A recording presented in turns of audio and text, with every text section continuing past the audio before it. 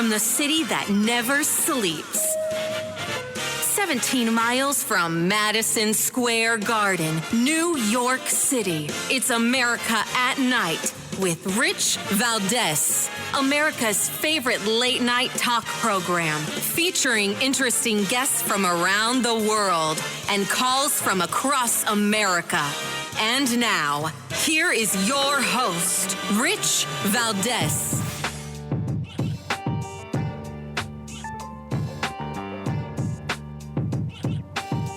Hi there, good evening, and what's up, America? I am Rich Valdez, Valdez with an S, at Rich Valdez on all of the social media. Give us a call, 833-482-5337-833-4Valdez. I'll be getting to your calls probably around, about half hour from now. But I want to start off with some of the headlines of the day. I think the big story that I've been following here is the one about somebody I like to call Funny Willis. That's right. District Attorney Funny Willis from Georgia. She had a misconduct hearing today in what is said to be a politically motivated Georgia election case. And when I say said to be, I'm one of the people saying it for sure. This was very, very interesting, the way it played out. And she got very, very, touchy, testy. It was definitely one of those things where she didn't like what was going on. So too bad for Funny Willis. Now, I want to get into some of the audio of Funny Willis and share a little bit about that story because it was interesting. It was really, really was. There was her I don't know, what do you call him? Paramour, boyfriend, lover? I don't know what to call him. But Nathan Wade, who she chose to be the top prosecutor against Trump, who hadn't ever done a criminal prosecution. He was on the stand as well today in their hearing, and so was Robin. I think that's pronounced Yurty, spelled Yurtai. Anyway, I want to get into that. So this is a very, very big story here. I want to start with cut number 17. This is Carolyn Polisi. She's one of the talking heads, a legal analyst on MSNBC today, saying that this is huge, that this could be game over for Funny Willis. Listen to this. Don't let the legalese fool you. This is epic. This is monumental. If things are going in the direction we think, Funny Willis lied to the court. It's game over for her. She will be disqualified. If they had a relationship prior to when they represented to the court, it's a huge deal. I can't overstate it. Now, isn't it interesting how it's a bigger deal that she was hooking up with this guy before they got involved in the case than it would be the fact that her, Bragg, every last one of these prosecutors was all up in the White House with Joe El Baboso Biden and his friends prior to bringing these cases. Unbelievable that they care about what's going on between the sheets more than they care about what's going on behind the scenes. Fascinating to me. Anyway, we continue. Now, again, this one is from MSNBC as well. This is Chuck Rosenberg. He's a former federal prosecutor on MSNBC today. And listen to what he had to say. Prosecutors have a higher obligation. It's not personal. It's not egotistical. It's not about you. It's about the office and the pursuit of justice. To your point, it might be appropriate for Ms. Willis to consider removing herself from this case now and turning the reins over to a senior official in the district attorney's office and let him or her handle it. Because this is getting ugly and it's getting messy, and my guess is it's not going to get better. Now, what he's talking about of it getting ugly and getting messy is the testimony that's coming out of these hearings for misconduct. Now, it would be of benefit to Funny Willis, to the Democrats, to the Biden campaign, to everybody that's, kind of in the tank here trying to make this thing work against Donald Trump. However, when you have testimony like the one from her friend who worked with her, Robin Yurty, and I'm sure I'm saying that wrong, but Yurty sounds like the way to say it. It doesn't help her at all. Listen to this. When I ask you personal, do you take that to mean romantic? Yes. Okay. And do you understand it that their relationship began in 2019 and continued until the last time you spoke with her? Yes. So you had a chance to see them interact together on a personal level? Yes. And so from everything that you saw, heard, witnessed, it's your understanding that they were in a romantic relationship beginning in 2019? Yes. Now, this woman, Miss Yurty, she's given her her recollection of this, that this started out in 2019. Mr. Wade says, no. When I was appointed in 2021, I was not hooking up with Fannie Willis. No, I wasn't. That didn't happen till later. Listen to Nathan Wade on in the hearing today on when his relationship actually started. When did your romantic relationship with Miss Willis begin? 2022. When in 2022? Early 2022. So you were appointed in November of 2021. Yes, ma'am. And your relationship started early. What's early? January? February? Around March. Around March. Now, that's Mr. Wade, again, under oath today, saying that he did, in fact, have a romantic relationship with Fannie Willis. Now, if that was going on back in November of 2021 or March of 2022, should this have even played out the way it did? Well, obviously, when you have the talking heads on CNN, MSNBC, and everybody else saying that this is not going to look good and this may be a disqualification, well, maybe it will be. But Mr. Wade goes on because apparently he took these vacations that some are saying are lavish, and they were paid for using his business credit card, but then he was reimbursed by Ms. Willis because she really believed in, what was it that he said? This women's liberation stuff. Listen to this. You said in the affidavit that you roughly shared travel, though, correct? Yes, ma'am. Okay. So this roughly sharing travel, you're saying she reimbursed you. She did. And where did you deposit the money she reimbursed you? I was cash. She didn't give me any checks. So she paid you cash for her share of all these vacations? Mr. Schaefer, you'll step out if you do that again. Yes, ma'am. Okay. And so all of the vacations that she took, she paid you cash for? Yes, ma'am. And you purchased all of these vacations on your business credit card, correct? Yes, ma'am. Okay. And you included those in deductions on your taxes, correct? No, ma'am. No, you did not. So there you have Nathan Wade, again, the boyfriend of Fannie Willis, saying that he was paid in cash by Fannie Willis to go on these trips. Listen, I'm not mad at this guy because I wish my girlfriend would pay me to go on vacation with her. I mean, this is a pretty good deal. And then pay me another, what does he make, $700,000 on this gig that he's got? Listen, doesn't sound like a bad gig to me. But Fannie Willis, things are getting funny. Anyway, I'm going to switch gears quickly. I want to bring in Trump lawyer Jesse Binnall.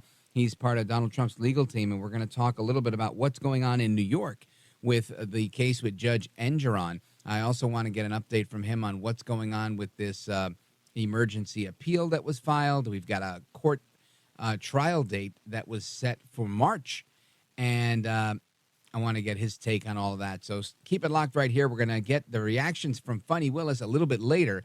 And straight ahead, Jesse Binnall is going to join us. He's Donald Trump's lawyer. Don't go anywhere.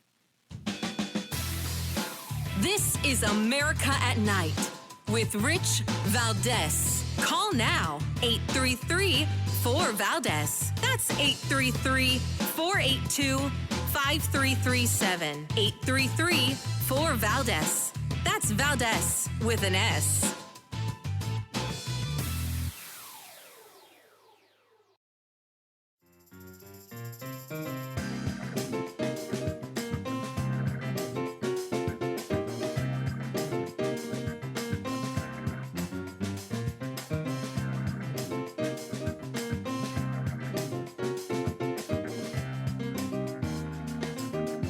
Well, thank you, Rich, and thank you for everything. I know you very well, and I listen, but I have a lot of people that listen, and they love your show, and I appreciate it very much. America America at Night with Rich Valdez.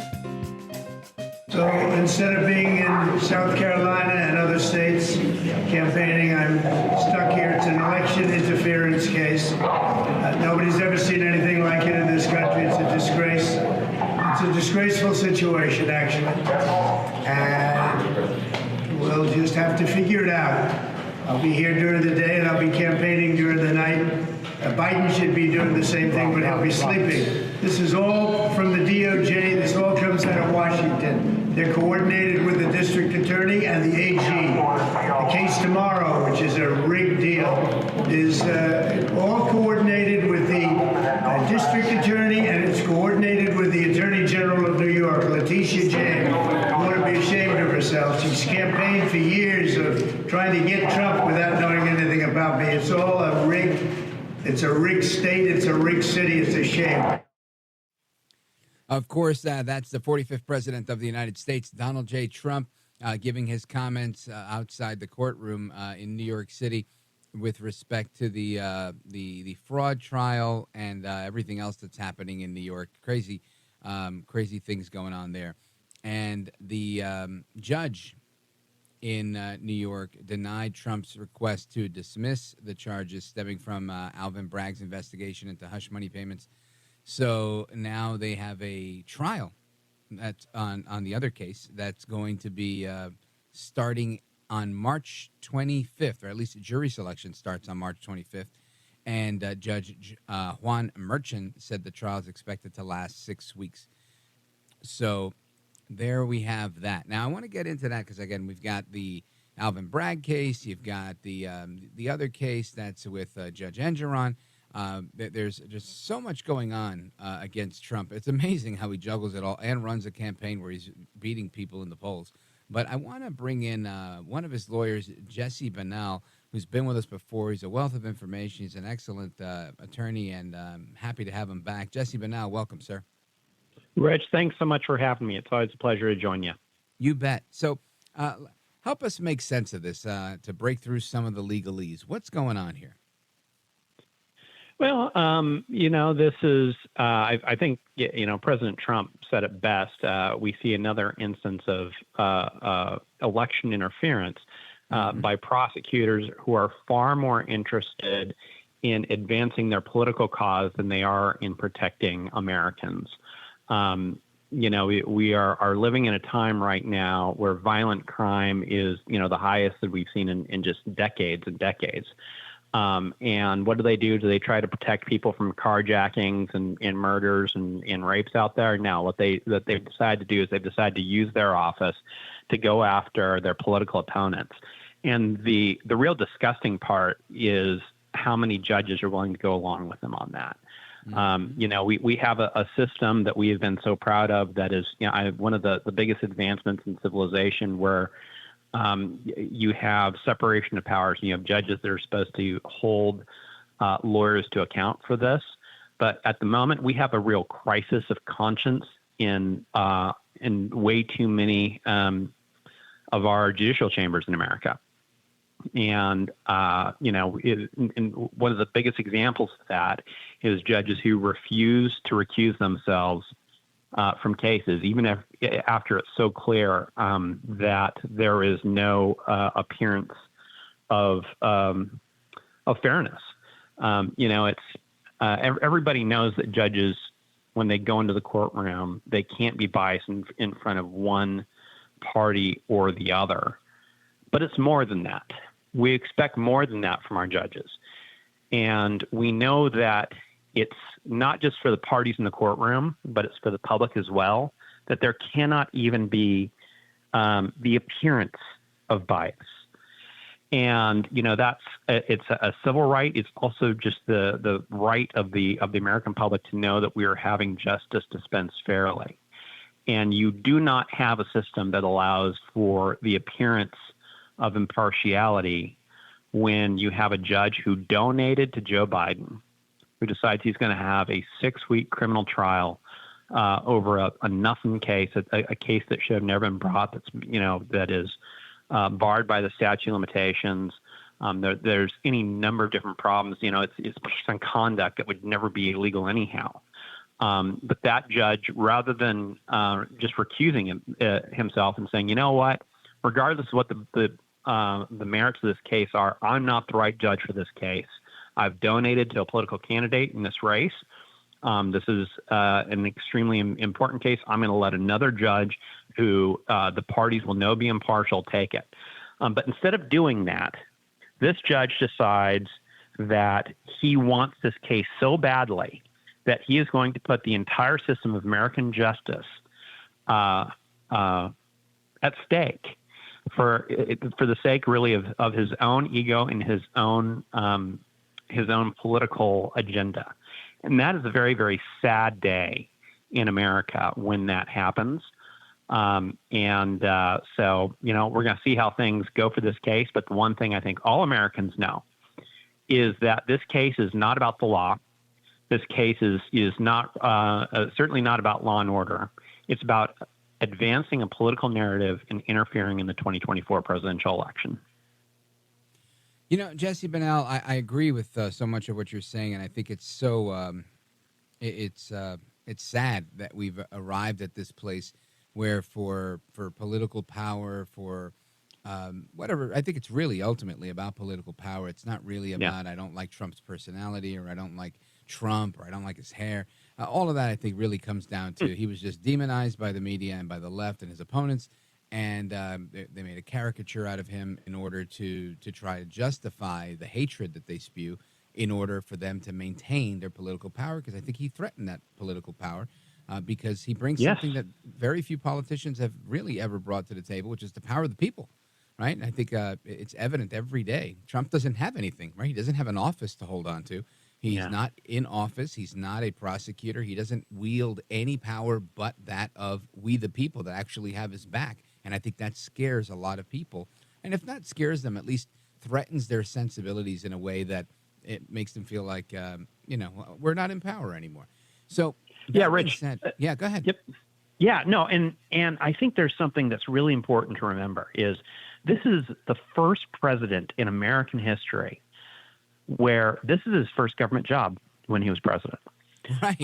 He is not beholden to permanent Washington, D.C. These bureaucrats and the people that say this is the way things always have been and always will be. And you know what? It doesn't matter what the American people want, because we, the bureaucrats, we know what's best for you. So just shut up and listen to us. And whether you're a Republican or whether you're a Democrat, just, you can have your little issues here and there, but just shut up. The bureaucrats are going to run the show.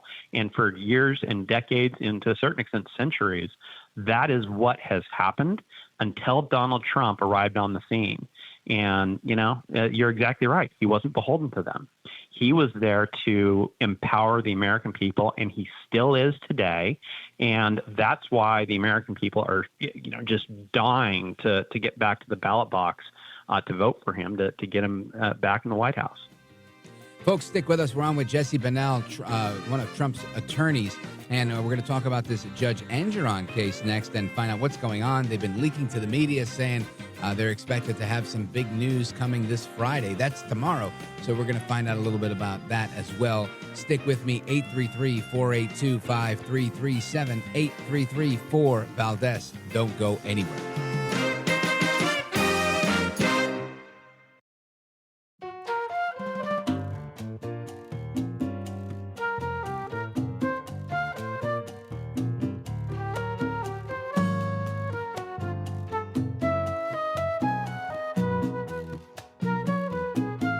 America at Night with Rich Valdez.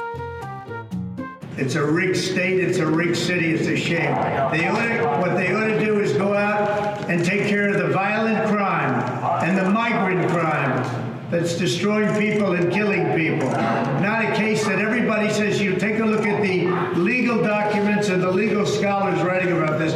They say there's no crime. This is no crime. But outside, right outside their courthouse, this courthouse, people are being murdered. So it's a very unfair situation. They want to keep me nice and busy so I can't campaign so hard, but maybe we won't have to campaign so hard because the other side is incompetent. The other side's done a horrible job running this country. They've done a horrible job at the border. You take a look at New York with the hundreds of thousands of people pouring in from other countries all over the world. You just take a look at what's happening. And I'm going to have to sit here for months on a trial. I think it's ridiculous. It's unfair. A trial that legal scholars say there's no crime. They say there's no crime. All right, that again is former President Trump outside a New York City courtroom today discussing his upcoming trial and the previous trial that he sat through with Judge Arthur Engeron, who presided over the $370 million civil fraud case. He says, or he's leaked to the media, it seems to me, that they are anticipating a verdict being issued, I believe, tomorrow. I want to get the scoop from Jesse Binnall, attorney to President Trump. Jesse Binnall, have you heard these leaks in the media? Do you think there's a verdict coming tomorrow, and how do you think it's going to end up? Well, I mean, who knows when it's going to come? You know, there certainly are suggestions it's coming tomorrow. Whenever it does come, when I talk about the crisis of conscience in these judicial chambers, I think Judge Engeron's chambers is probably first and foremost what I'm talking about there. This again is a judge who, New York actually has a system for handling cases that are part of complex commercial litigation. Because New York, of course, is the money center of the world, knows that they have some very, very complex commercial issues.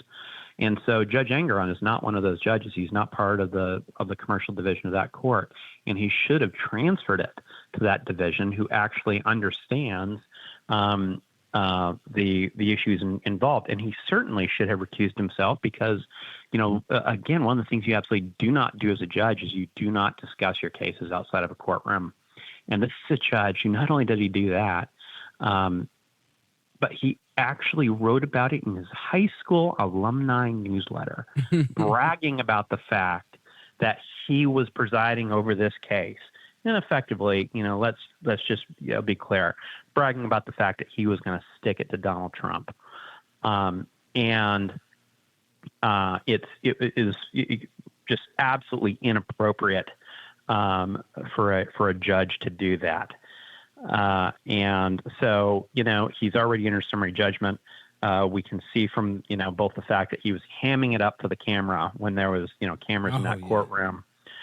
Just, again, a disgusting display, just spitting in the face of everything that the judiciary has been, not only through our entire history in America, but going back into the common law, for centuries.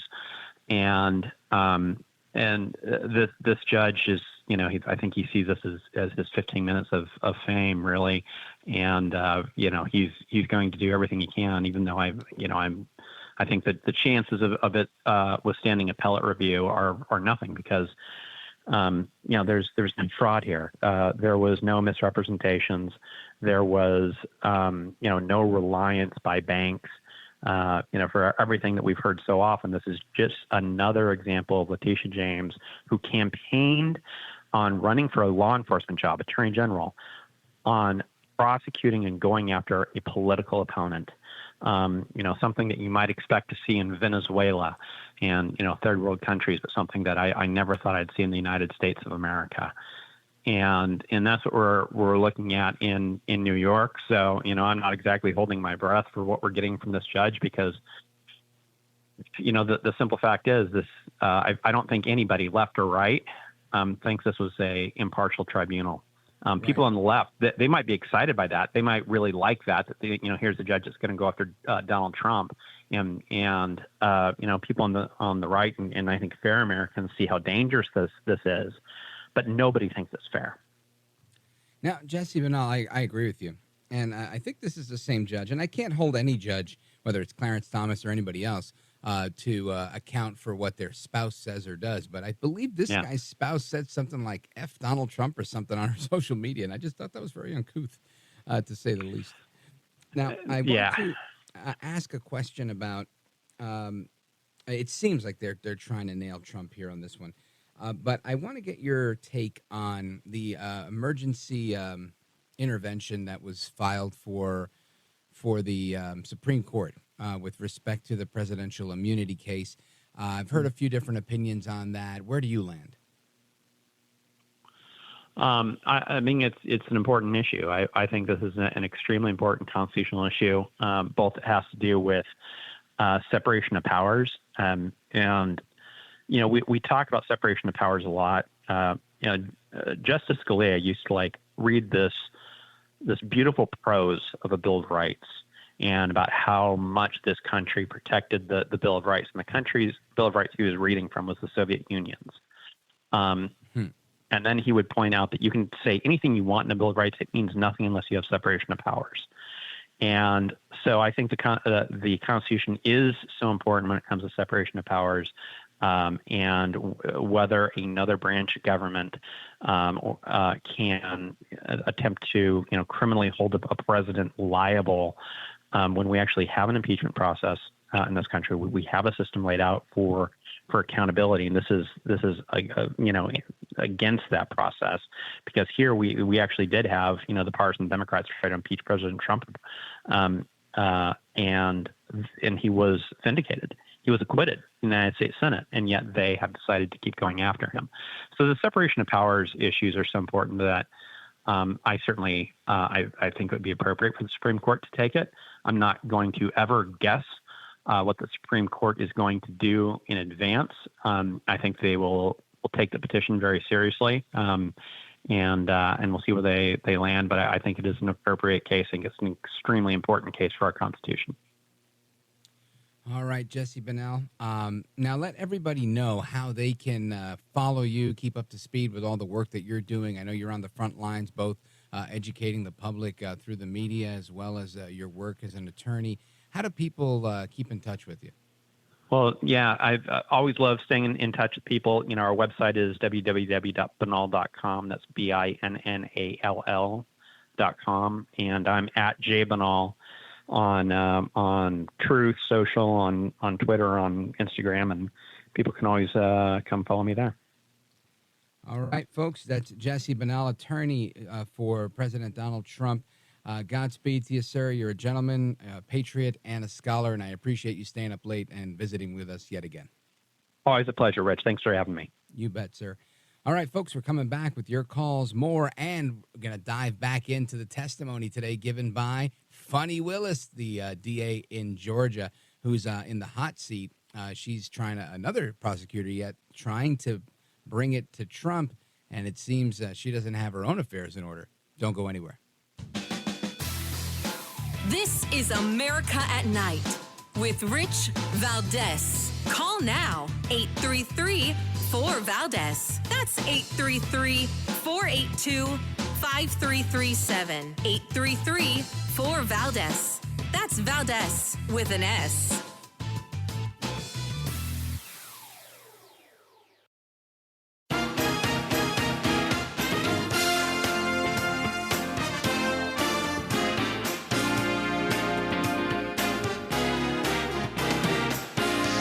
This is America at Night with Rich Valdez.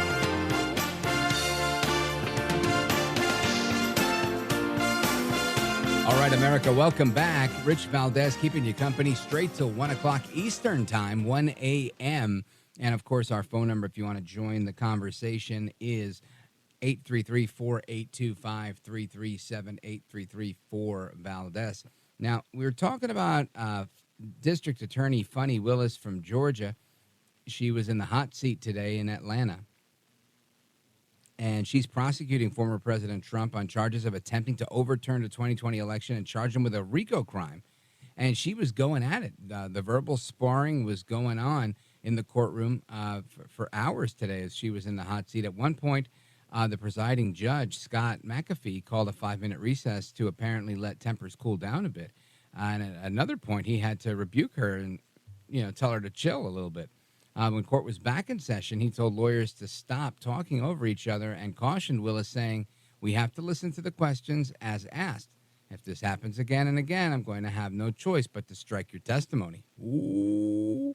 Anyway, I want you to hear this. I know our time is limited in this hour, but I want to make sure that you're able to hear some of the testimony that we've got. We've got some doozies here.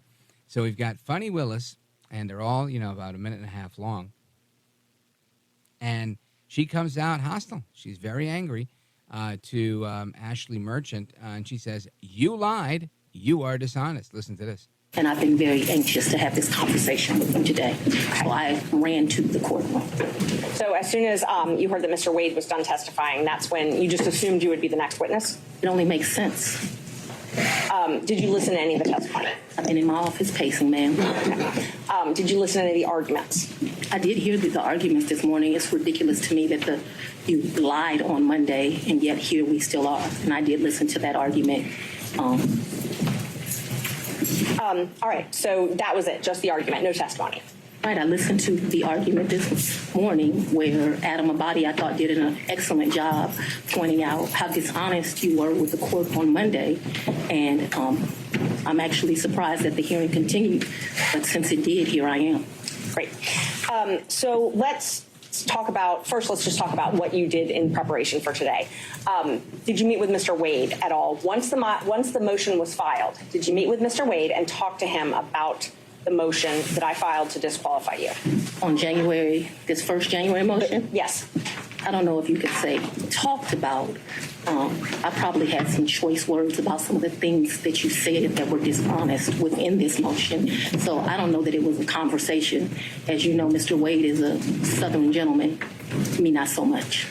Okay, but my question was, did you have a conversation with him? I didn't have a substantive conversation. You did not? I read this motion, skimmed it more so, and I've probably said some choice things to him about some of the lies they were told. Okay. And been printed in the media because, we used to be in a day and time where you had 60 Minutes and people did stories and they verified information and you had this great reporting.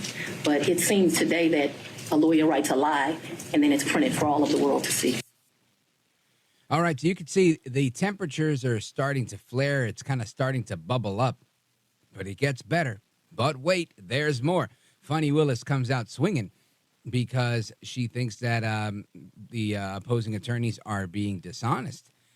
You lied, right? That's what she said. And then she continues to even snap at the judge, saying she's offended that she was even asked if she slept with Mr. Wade. Now, interestingly, the misconduct that she's on trial for here, if you will, is exactly that. Did you have an inappropriate sexual or romantic relationship with this man and put him in charge of everything? And is that what's guiding this thing? That's misconduct, right? That's what they're trying to uncover here. Yet she's not having it. Listen to Funny Willis on this one. Let's start back in 2019. Yep. So you and Mr. Wade met in October 2019 at a conference? That is correct. And I think in one of your motions you tried to implicate I slept with him at that conference, which I find to be extremely offensive. I stayed at that conference. Mr. Wade was my teacher. I did not meet him when he taught the class. I was standing outside talking to Lisa Reeves, who is a judge. Me and her were just having a conversation. Mr. Wade walks up. I think they hug each other. They have some brief conversation. She introduces us. Your Honor, I'm going to object. We kind of thought that when you asked a question, you can answer the question, not a speech. So I object to the speech. I agree. I'm able to explain my answers. I believe she's able to explain her answers. And that's Ms. Merchant, that's okay. I can handle it. Ms. Willis, I'll ask you just listen to the answer, or the question, and keep the answers confined to the question as best you can. I think you'll have more than enough ample opportunity on when the state is able to It's highly offensive when someone lies on you, and it's highly offensive when they try to implicate that you slept with somebody the first day you met with them, and I take exception to it. All right. Well, Ms. Willis, she'll have the opportunity to explain all of that when it's the state's turn to ask more open-ended questions. Ms. Willis continues to get hot under the collar as she continues with ultimately them saying, "You're being a hostile witness, Funny Willis." Listen to this. So again, my question was, you all met at that conference, though, right? We did. The meeting, Okay. he, as I stated, he taught the class. I did not actually meet him when he taught the class. I walked out of the class, and I'm not sure if it was that exact class or we had went to lunch, but we were standing in the vestibule, like outside of the class. Me and Judge Reeves were having a conversation. She had worked at a law firm I worked at back in 1996. We're getting way afar. I mean, I don't mind her explaining her answers, but I literally just asked if they met at that conference. Explaining how she met Mr. Wade, which was exactly the question asked by Ms. Merchant. These answers are more than appropriate. Ms. Merchant, if you want more concise answers, perhaps you could lead the witness. I will. Thank you, Judge. Isn't it true that you met Mr. Wade October 2019 at Judge's We conference? haven't gotten to the point where Ms. Willis should be treated hostile in this situation. I think we have. I very much want to be here, so I'm not a hostile witness. I very much want to be Not here. so much that you're hostile, Ms. Willis, it'd be an adverse witness. Your interests are opposed to Ms. Merchant's. Ms. Merchant's interests are contrary to democracy, Your Honor, not to mine. All right, let's Judge, I proceed. would just ask that We can keep things moving. Ms. Merchant, Thank you. next question, Thank you. please. Okay, so we've confirmed when you met. After that, isn't it true? No, I need to explain this, and I think I get to explain my answers. When I met him, Judge Reeves introduced us. He handed me his business card. I'm unsure if I handed him my business card, but we exchanged information. He said, if you ever need any help, give me a call. And he walked to the parking lot. All right, again, and that is Ashley Merchant going at it with DA Funny Willis in Georgia. And again, Ashley Merchant's the lawyer representing Michael Roman, a former campaign official for former President Donald J. Trump and a co-defendant in this trial. So we will continue. We're going to go back to some of what Funny Willis had to say. Plus, we're going to get into this big threat of Russia. Russia says they're putting nukes in outer space. We're going to talk with a veteran of the Space Force. Lieutenant Colonel will be joining us in a little bit. Don't go anywhere. This is America at Night with Rich Valdez.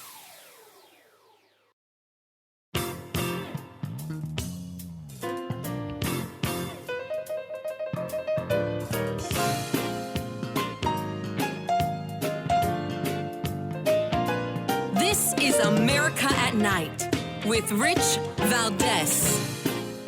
Where, when did he come to, I guess, the condo? I'm not sure what you called it, condo apartment. Would he come and stay at that condo or visit you there? I'm sorry, visit you there.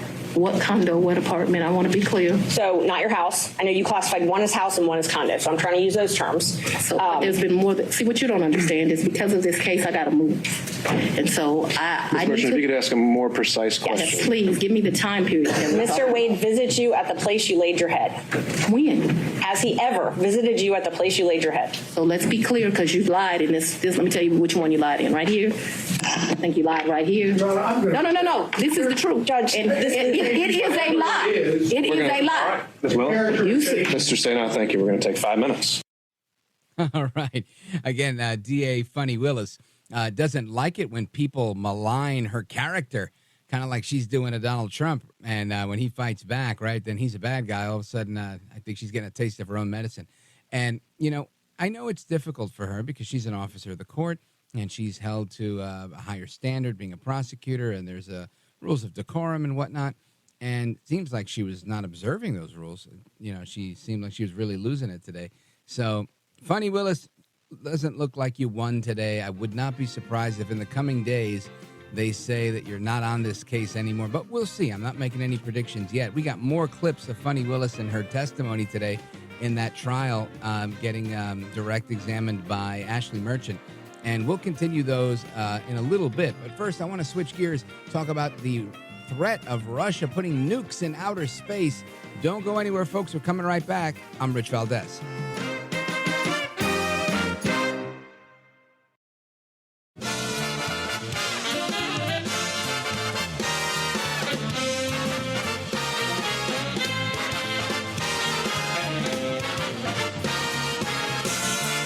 Live from the city that never sleeps. 17 miles from Madison Square Garden, New York City. It's America at Night with Rich Valdez, America's favorite late night talk program, featuring interesting guests from around the world and calls from across America. And now, here is your host, Rich Valdez.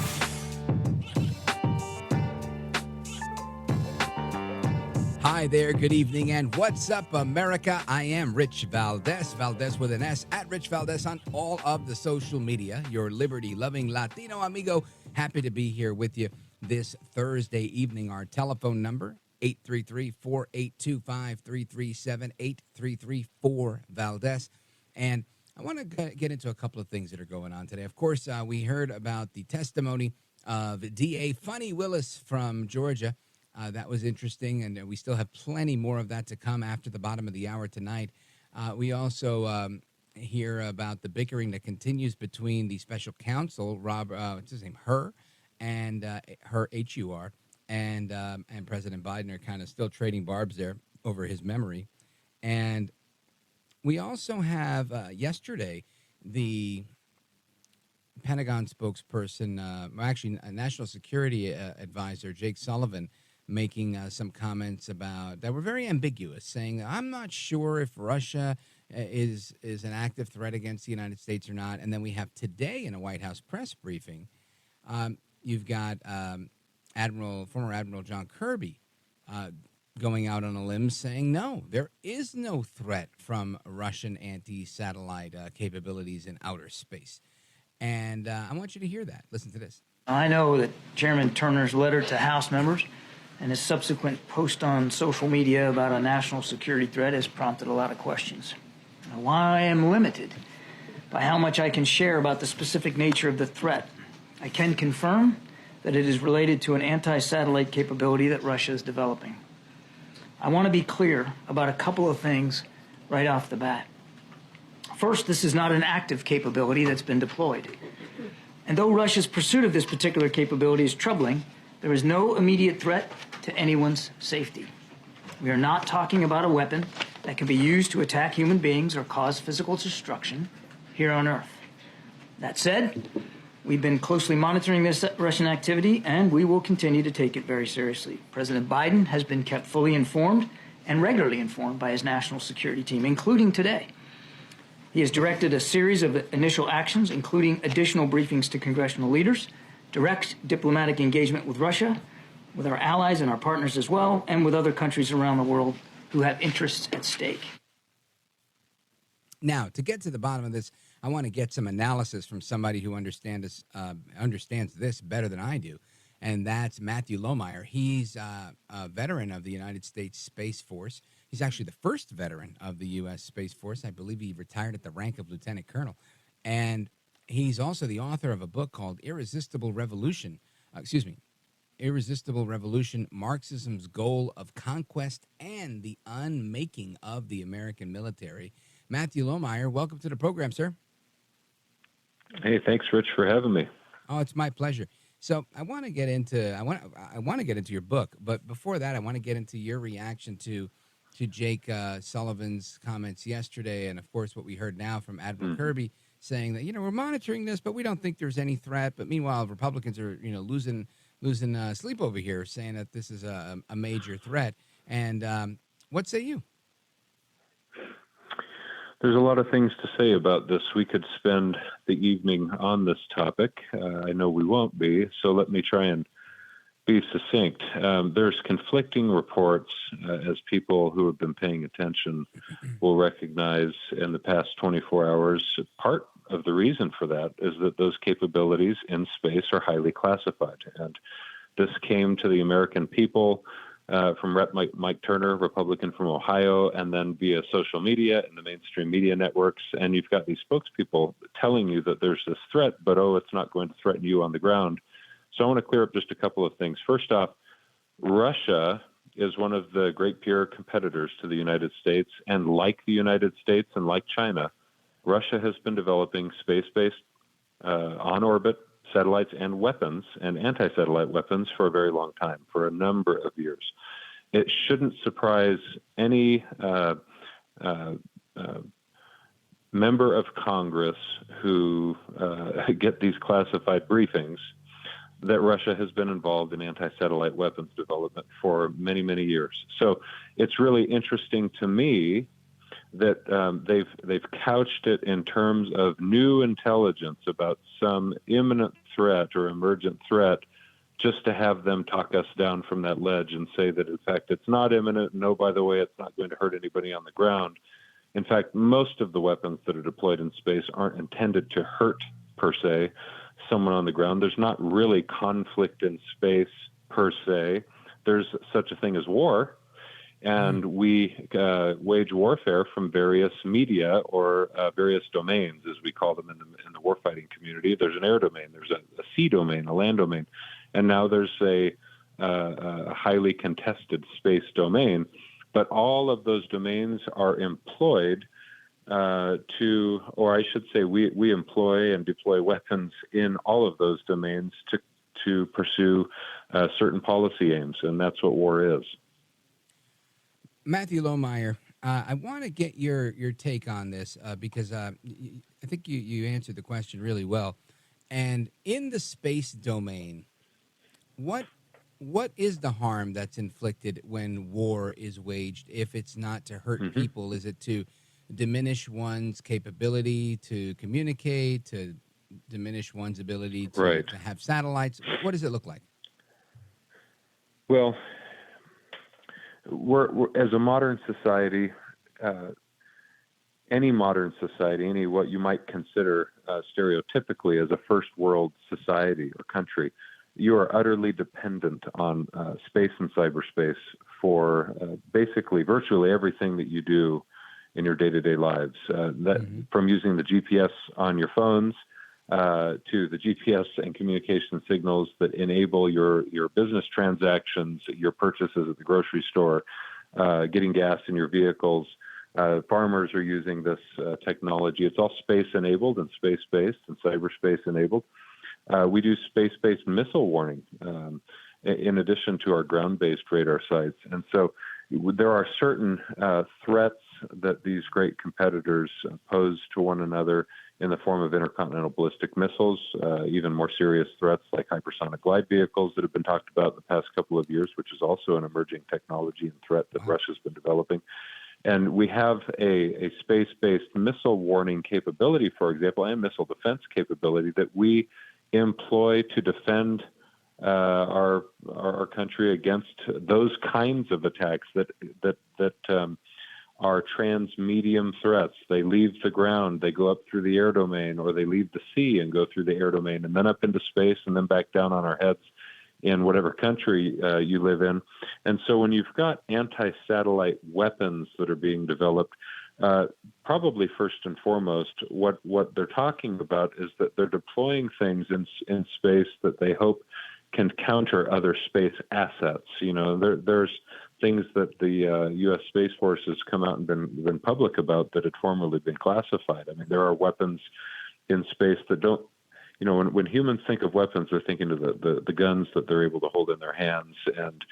And when you think in terms of space weapons, you don't have to think in terms of guns necessarily. In fact, it's as it can be anything as simple as degrading another satellite's capability, and there's a number of ways you can do that. It can be destroying another satellite's capability, and satellites are very fragile. Orchestration of machinery. You can blind satellites. You can jam them. You can shake them, and anything that you can really imagine is something that someone else before you has imagined in the past half century and has been trying to figure out how to deploy in space in order to both perform as weapons, so to speak, and defend against weapons.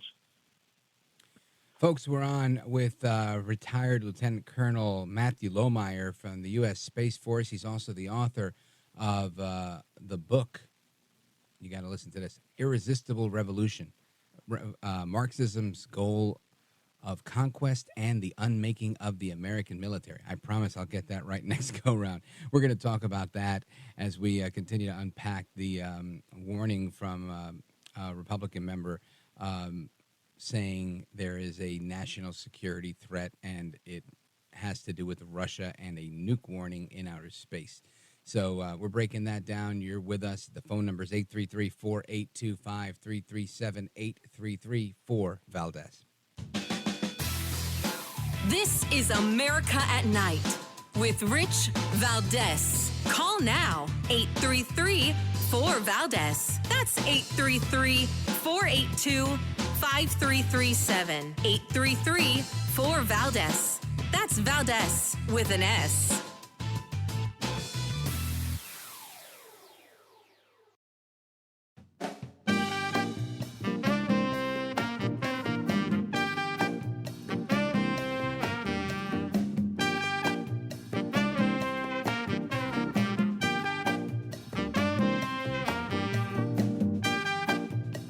This is America. This is Night. This is Rich Valdez.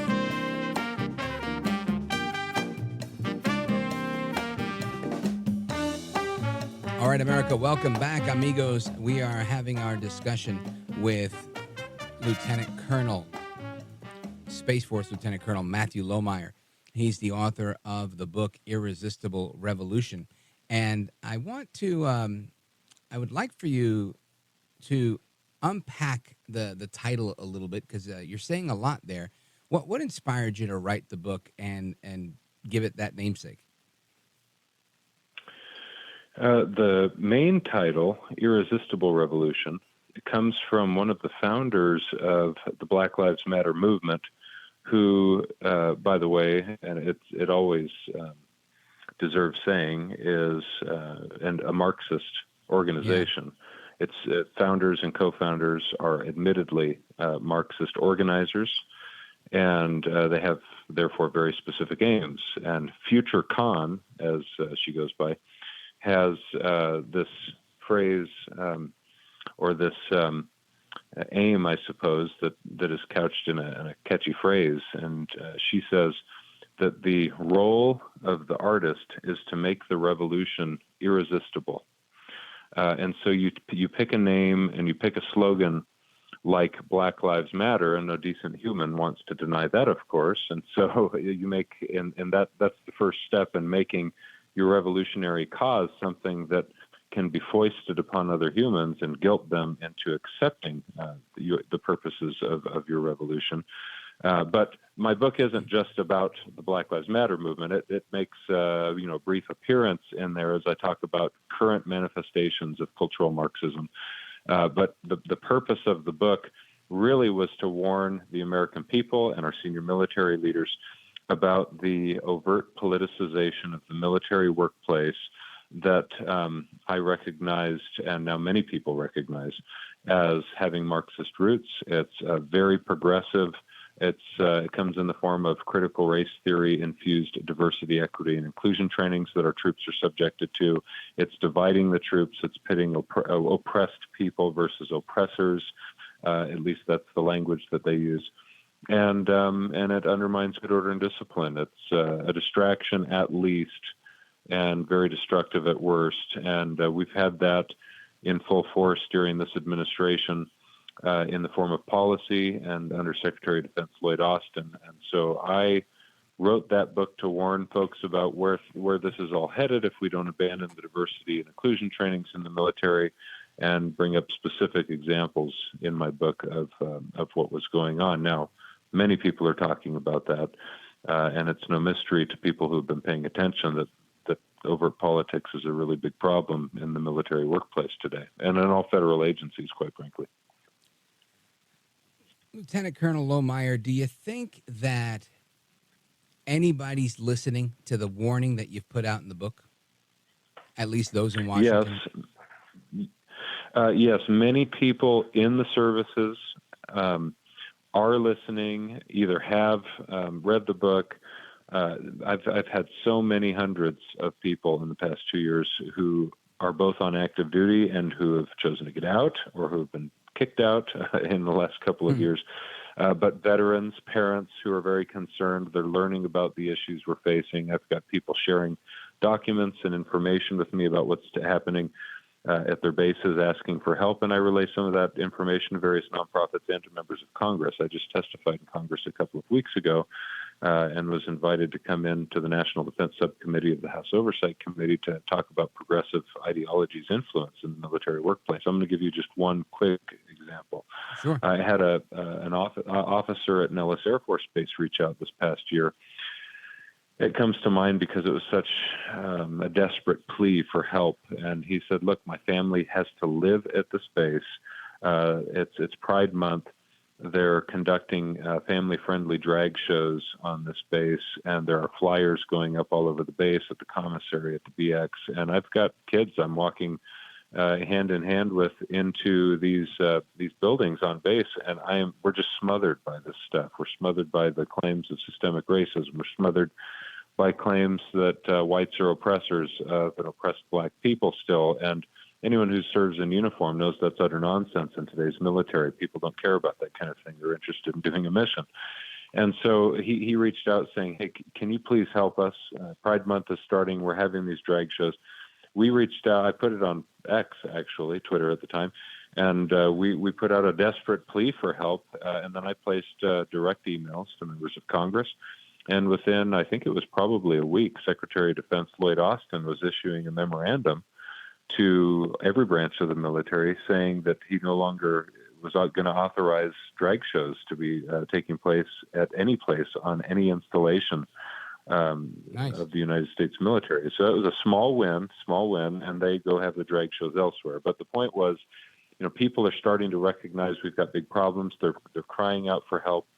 And in many cases, unfortunately, it's disincentivized people beyond all repair, and so they leave the service or they choose not to ever sign up for military service because they've been seeing something that is rather unappealing, hyper-political, and all they ever wanted to do is serve faithfully their country and serve an oath to the Constitution.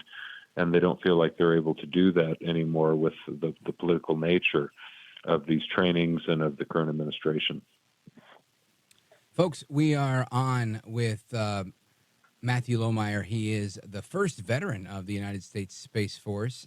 He is retired lieutenant colonel and the author of Irresistible Revolution, Marxism's Goal of Conquest and the Unmaking of the American Military.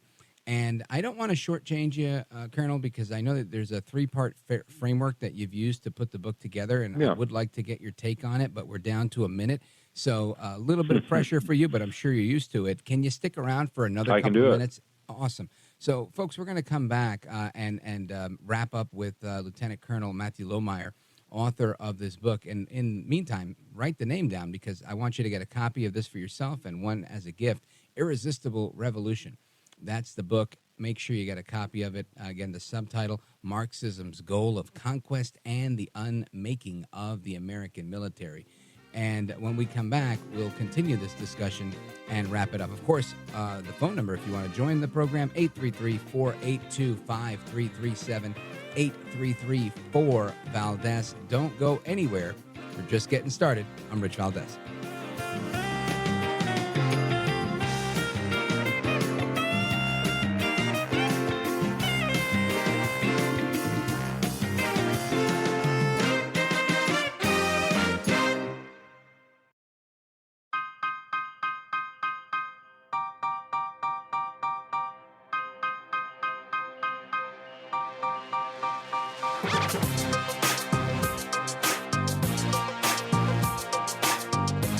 This is America at Night with Rich Valdez.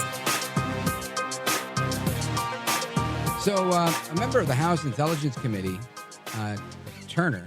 Committee Chairman Mike Turner, sounded the alarm on what he said was a national security threat from Russia. Jake Sullivan and Admiral Kirby say, look, it's not any type of imminent threat, yada, yada, yada. And we get into this conversation with Lieutenant Colonel Mathew Lohmeier. And kind of says the same, that, don't sleep on Russia. But, again, they've been doing this for a long time. And it opens up the conversation into his book. and again, the book, which has a 3-part framework that we're going to discuss now, is Irresistible Revolution, Marxism's Goal of Conquest and the Unmaking of the American Military. How the cultural Marxists among us are usurping the authority of the military and therefore undermining the potential of our country. And it's a serious problem, and one that I'm glad that Mathew Lohmeier is sounding the alarm on, and I'm glad people are taking heed to it, because I think oftentimes there are people out there banging the pots and pans, and there's not enough people listening. Too often you've got types like the DOD Secretary Lloyd Austin and others that will just continue along the road that they're on. So, Mathew Lohmeier, Lieutenant Colonel, I want to thank you for sticking around for an extra inning here with us, and I want you to take your time and explain the 3-part framework of your book, and really give everybody listening an opportunity to really get the message that you're trying to put out there.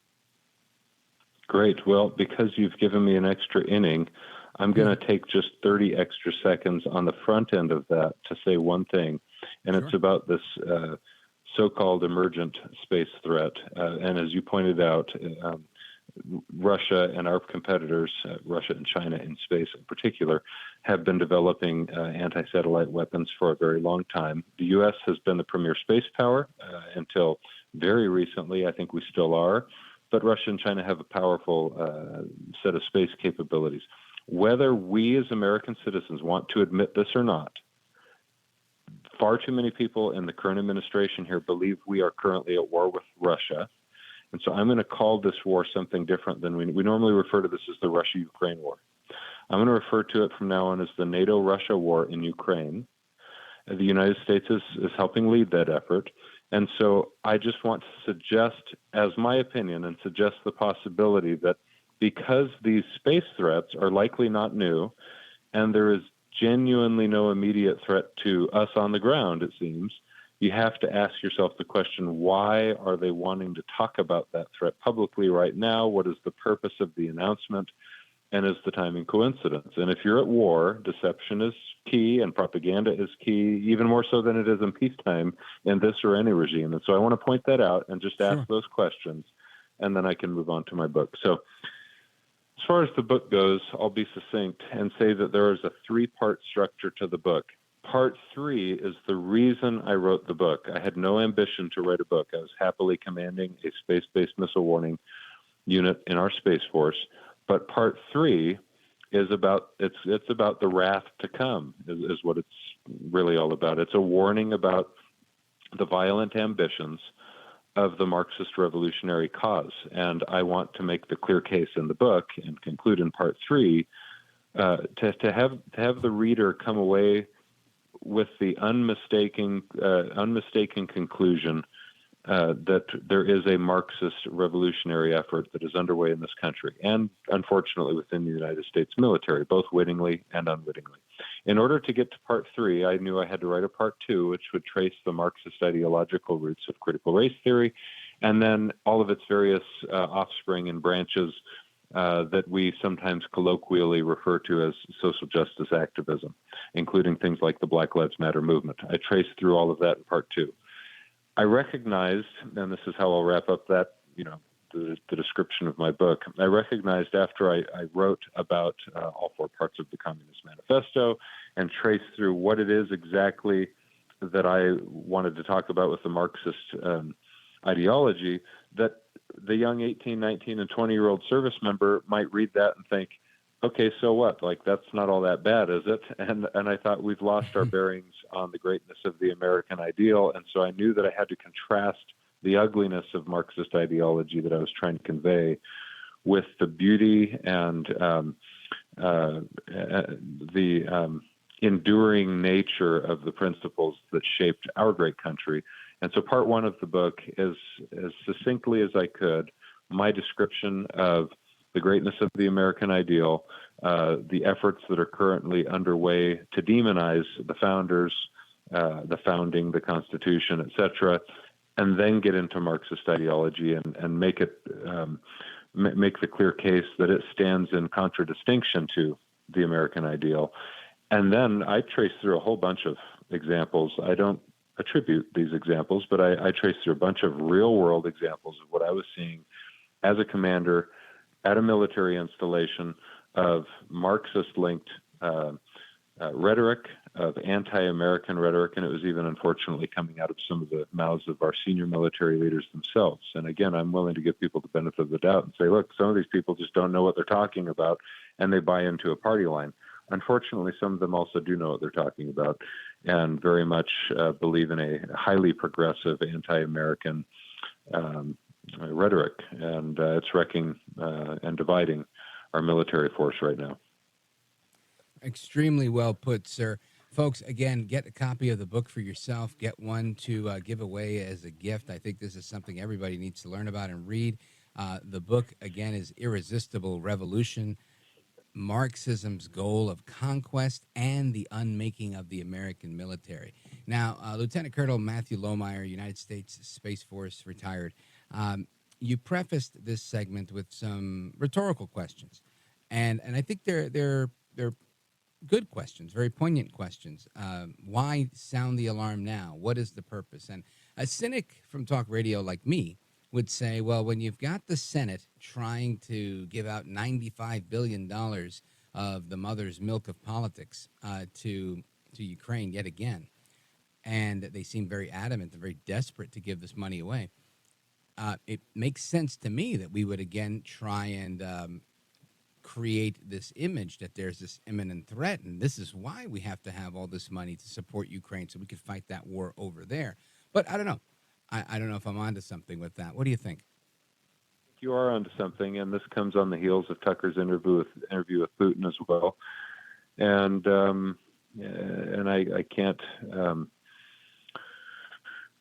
say I know that it's motivated by what you suggest, but it's probable. And again, getting at the truth of matters is a difficult enough endeavor in peacetime anymore in the modern world, let alone wartime. Wartime states thrive in, and it's a part necessarily so, of their strategy to deceive people and to propagandize and to build a rhetorical case against the enemy.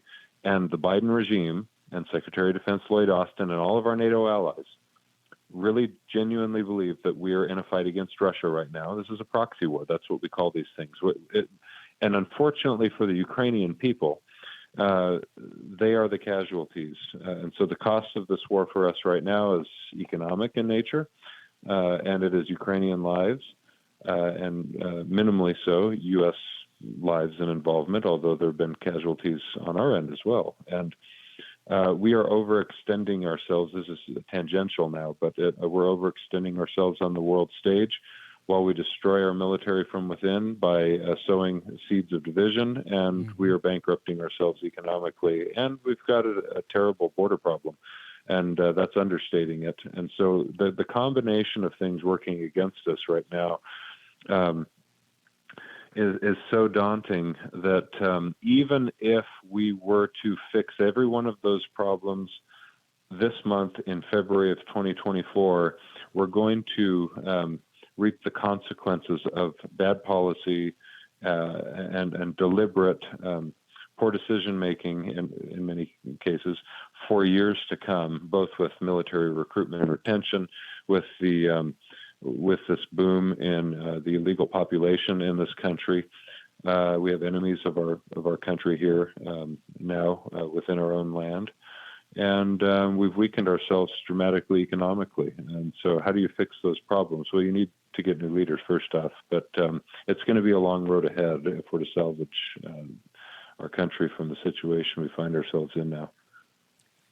Lieutenant Colonel Mathew Lohmeier. Folks, give him a follow on social media at Mathew Lohmeier. Check out his website, MathewLohmeier.com, and definitely get a couple of copies of the book.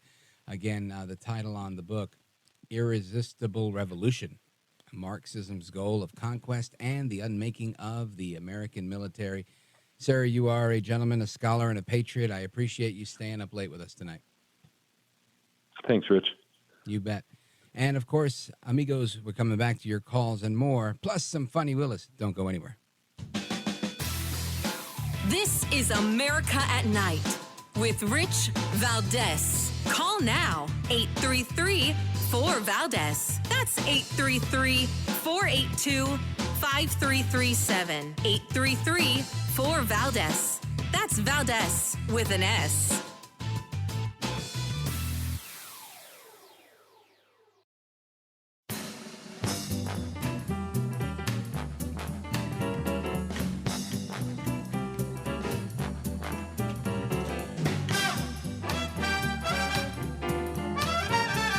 This is America at Night with Rich Valdez. All right, America, welcome back. And I want to continue our discussion on Fani Willis.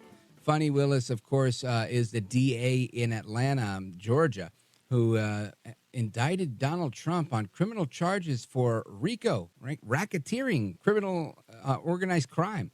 I mean, just insane. Turns out she's the one that's now in the hot seat for her misdeeds with one of her employees. And it turns out she was paying this guy cash to go on vacations with her after she got romantically involved. Wow. Yeah. Anyway, I want to get back to that. Let me see where I left off. I played the short one, but there was one before that. 26. Let me find that on my cut sheet here. And all right, so yeah, this is Fani Willis at the trial today, saying she will not allow any of you to mischaracterize her testimony. Check this out. Ma'am, you are mischaracterizing my testimony greatly. I'm not going to allow you to mischaracterize my testimony. I know that I keep money in my house. The amounts of money I gave Mr. Wade, it was never that serious. I don't think I've ever handed him more than $2,500 in a reimbursement. So we're not talking about $20,000 in cash. I don't have $20,000 in cash right now. The most I ever gave him, I know I gave him $2,500 when we went to Belize, because we went to one hotel and then we went to a second hotel. That $2,500 I actually gave him while we were still in Belize. I know that the Aruba trip, the one that you described with his mom, I think I gave him about $2,000 for that trip, for like total. His mom went to Aruba with you? The Aruba trip. So I consider that to be one trip. So we got off of a cruise ship and then we went to Aruba, which is why I cannot remember is that the time that we had to stay in Miami to wait for the flight for Aruba. So I consider that one trip, but we didn't like come back to Atlanta and leave. We flew down to Miami. We got on a cruise ship. We spent a couple of days with his mama. We came back to Miami. When we came back to Miami, either that day or the next day, we flew to Aruba. We spent a few days in Aruba and we came back. That was really one trip. Even though we went two places, it was one trip. All right, two places, one trip. That's Fani Willis. She's in the hot seat. She's got to explain how she's hanging out with her future mother-in-law, paying for these trips, handing him cash. She says, I don't remember giving him more than $2,500 in cash. Wow. Again, if my girlfriend is listening, please pay me $2,500 to go on vacation with you. I'll take it. I promise I will. Anyway, listen to what Nathan Wade had to say, because he says, for safety reasons, Fani Willis limited her transactions and she paid cash for these trips. Check this out. I wanted to get into the charges on the car because traveling with her is a task. You can probably imagine the attention that happens. So for safety reasons, she would limit her transactions. Hold on a second, Nathan Wade. You could imagine the attention that happens because of Fani Willis. Right now, she's a national headline and people don't know who Fani Willis is and they couldn't pick her out of a lineup. I know I couldn't. I'm listening to the audio. I've seen her on TV for 3 or 4 seconds at a time for these clips. I don't know who she is. You mean to tell me this woman walks through an airport and is mobbed by people like she's Taylor Swift, Kanye West, Justin Bieber, Bad Bunny? There's no way that she's getting that kind of attention. Anyway, go ahead. I mean, imagine trying to walk through an airport or sit at a restaurant or do anything. So there was no attempt to conceal. It's a credit card. Everything is here. So, and that's not what I asked. Okay. What I asked was the charges for Belize in March 2023 on that credit card. Those are things you purchased to go with Miss Willis to Belize. Those are things that we booked with my card that she paid. Yes. Yes. So those show up on your credit card. They do. And you're saying that she paid you cash to reimburse you for all of that? She did. And she paid you cash for both of your portions or just hers? Both. Okay, so that trip, Belize, just Belize, she paid you for everything on Belize? The entire trip. Okay. So the food, tattoo parlor, all that stuff, she paid for? I'm gonna. I'm sorry, maybe didn't hear the question. There was no tattoo parlor in Belize. The charges, there's a tattoo parlor on the charges. I'm not getting into what it was for. I'm just asking if everything that's on that card related to Belize, she paid you back for. She paid for, yes, ma'am. So there's Nathan Wade. She even paid for the tattoo. Look at that. I got a tattoo on my last vacation. Can Funny Willis pay for that? Ay, bendito. This is funny. Half the time that he's talking, I feel like yelling embustero, which is liar in Spanish, right? And or playing that clip that we have of Funny Willis where she says, "That is a lie." Can we hear that real quick? It is a lie. Oh, we're going to have fun with this. Folks, stick around. We're coming right back. Don't go anywhere. This is America at Night with Rich Valdez. Call now, 833-4-VALDEZ. That's 833-482-5337. 833-4-VALDEZ. That's Valdez with an S.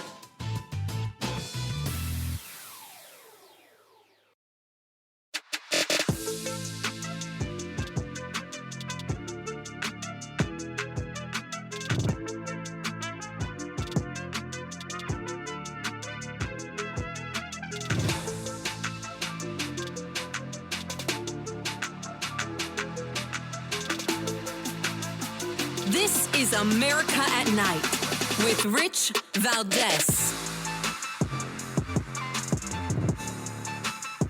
All right, America, welcome back. So was the lover of Funny Willis, Nathan Wade, was he telling the truth? Was he lying? We don't know. Was Funny Willis telling the truth? It is a lie. We're going to see. Vamos a ver. Anyway, I want to get your opinion on this. Whether it's on this or on Jack Smith, the special prosecutor in the Trump case, or Alvin Bragg, or one of these fake phony fraud prosecutors that are trying to jail Trump. It seems like all of them have something to hide. Meanwhile, they're coming after El Trumpito Donaldus Magnus. Let's go to Jeff in Cody, Wyoming, KPOW. Jeff, you're on with Rich Valdez. Welcome. Hey, thank you very much. And like all of this weaponizing of federal agencies, I had the great fortune of living in Alaska for 27 years, and they right before the election they prosecuted Ted Stevens, and all of those allegations were turned down, like refuted. Yeah, that was Jack Smith. He lost on the appeal. Yeah, the Supreme Court said no. You're full of it. Fake, phony, fraud. Jack Smith, he never met a case he actually won. So I'm confident all of those things that he's got going against Trump are just for show, just like they were for Stevens. They wanted to get him out of the way. Political dirt. Anyway, Jeff, good call and excellent observation. Folks, Open Phone America is coming up right now. Get your calls in right now, 833-482-5337, 833-4-VALDEZ.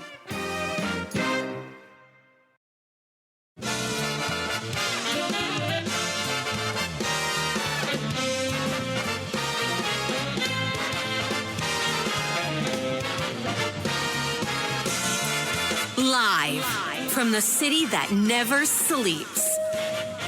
17 miles from Madison Square Garden, New York City. It's America at Night with Rich Valdez.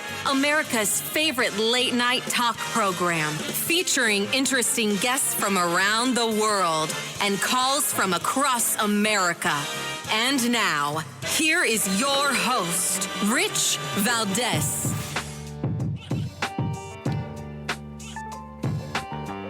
Hi there, good evening, and what's up, America? I am Rich Valdez, Valdez with an S, at Rich Valdez on all of the social media. Welcome to the third hour of the program this Thursday evening, broadcasting live on the Westwood One Radio Network.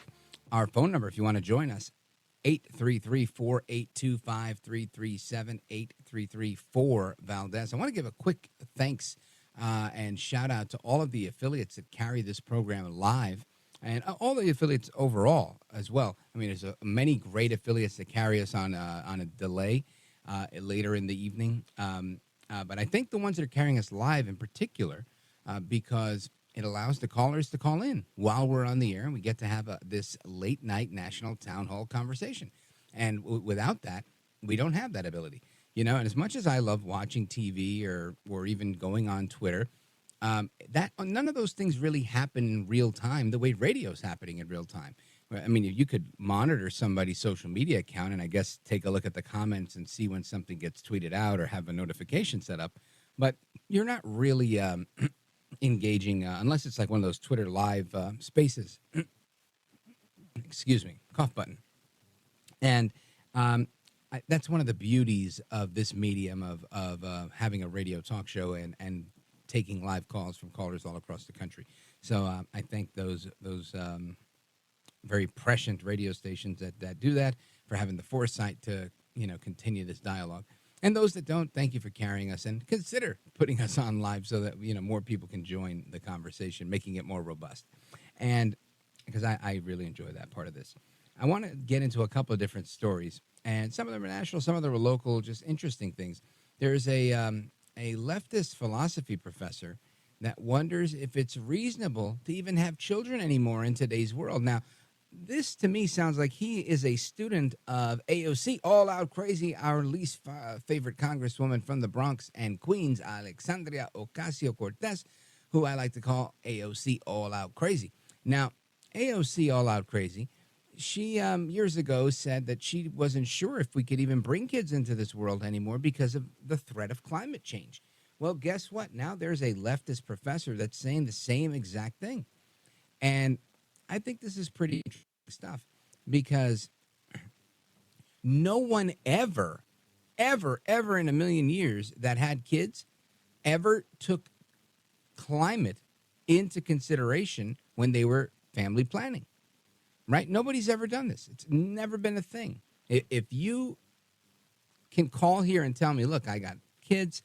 When we were planning our family or not planning our family, we were like, look, you know, if I get pregnant, great. We're doing it because, you know, the climate's very stable. Right? Nobody's ever done that. Nobody's ever planned a family around the climate. Some people do it based on their economic situation, but nobody does it based on climate. Because that's not what this is about. It's never been, having a family's never been about climate. Honestly, having a family's never been about, can I even afford to feed the kid? It's always been about legacy. Those are one of the things you have to do. And it make, you know, cross your mind at some point, you know, shoot, I'm going to have a full-time job, or I'm going to have to, you know, get an extra job, or we're both going to have to work, or whatever the case is. But this is what families do every day. People always provide for their children. Right? But there's a will, there's a way. That I believe. And I grew up really, really poor. Not poor enough for the projects. And maybe we might have been poor enough for the projects, but never tried to get in. And thank God we didn't, because I would not have wanted to grow up in the projects. But I can say this. And we had some friends. I had some friends who lived right across the street from Shellbank Junior High School. And there were some projects right across from there. And, you know, not ideal. Not the type of place you want to live. But I will say this. I think it's crazy that this is even on the website studyfinds.org, because there's a study in this now. And they're actually looking at whether people should consider having children based on climate change. Absolute insanity. Anyway, part of what this article says here is that people born in the future stand to inherit a planet in the midst of a global ecological crisis. Now, what's the crisis? That the temperature has gone up or down and cooled a little bit or heated up a little bit, whichever way they want to argue. This is going to impact your family to the point where you don't have one. We're going to be extinct as a people. And this is what you have to do, right? To test the argument, you've got to take it to its logical extreme and say, supposing you're right and everybody did what you're saying, could we continue? No, we would die. Right? If everybody stopped having kids because there's global warming or global cooling, well, then there's that. I mean, same thing, same arguments made if everybody decided to identify as a different sex other than the one that God made them. Same thing. We would likely cease to exist pretty quickly. How many people can do in vitro and that type of process? Not everybody, right? So it would quickly diminish the population. But anyway, the article goes on to say natural habitats are being decimated. The world's growing hotter, and scientists fear we're experiencing the 6th mass extinction event in the Earth's history. Of course, what option do you have but to become extinct if you're not procreating because you think that it's a little too hot, that the water level's encroaching or receding, one or the other? So I found this to be a very interesting article on a topic that I wanted to present to you all, the listeners, and ask, what are your thoughts on this? Because I think it's nuts. I think it's nuts. And did you, when you were planning your family, turn to your spouse and say, honey, what's the weather? How's the global cooling situation? What's sea level looking like nowadays? Is it up or down? Okay, great. Then maybe we can try for twins. Like, nobody's doing it. I don't think anybody's ever done that. And the article goes on to say that procreation is often viewed as a personal or a private choice that should not be scrutinized. Yeah, I agree with that. What you do, your body, your choice, right? However, it's a choice that affects others. Yeah, many choices that we make affect others. The parents, the children themselves, and the people who will inhabit the world alongside those children in the future. Thus, it's an appropriate topic for moral reflection. Ay, bendito. The way that they inject themselves into absolutely everything, right? So because my kid will one day live on this planet, now I have some sort of moral reflection point that I must take into consideration when planning on having a child. You've got to be kidding me. I can guarantee you the person that wrote that sentence in this article is someone who's never had a child. That's all I could tell you. And I'm pretty sure I'm right. Because no person who's ever had a child would ever make such a silly statement. I mean, this is just, for lack of a better word, extraordinarily silly, poorly thought out, and lacking a lot of critical thinking here.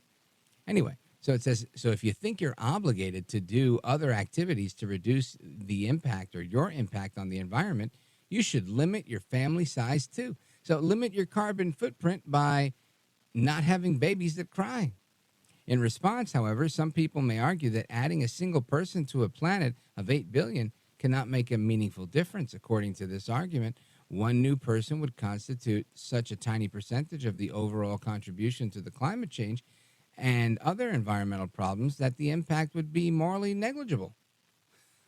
So just imagine that, actually having a conversation about whether it's morally negligible or morally impactful to have a child. Not whether you can provide a life for this child, but whether this child, is going to impact the carbon footprint or not. Just mind-boggling to me, mind-boggling. Anyway, I want to get your thoughts on that, and as well as everything else we're talking about tonight. The phone number again, 833-482-5337, 833-4-VALDEZ.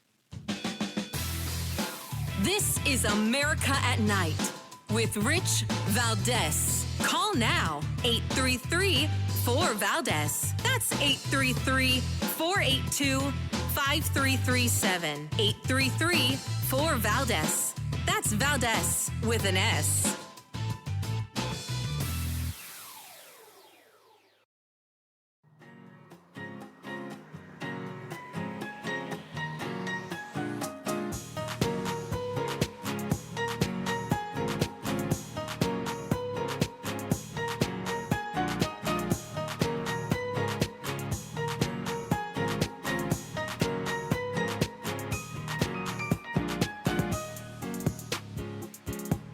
Voted best head of hair in live late night radio 6 years in a row. It's Rich Valdez. Call now, 833-4-VALDEZ. That's 833-482-5337. 833-4-VALDEZ. That's Valdez with an S.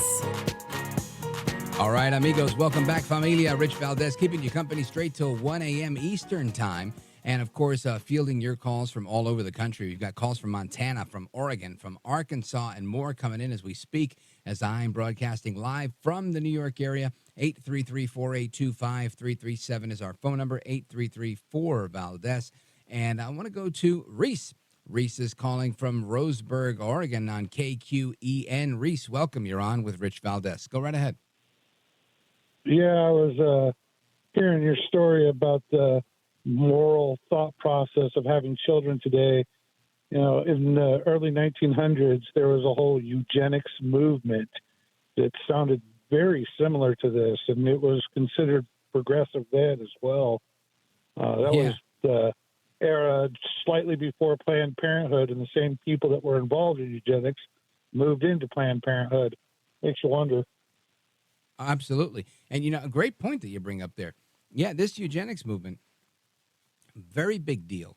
And it informed the way for Margaret Sanger and those who started Planned Parenthood and the abortion movement and the sale of fetal body parts that they still use today for quote unquote research or whatever they use them for. And and I say that skeptically because I just think how many infant body parts could you possibly need, and what type of research are we doing here? But it was interesting then. And there were so many things that movement, the eugenics movement. They also did a big trial on women in Puerto Rico, where they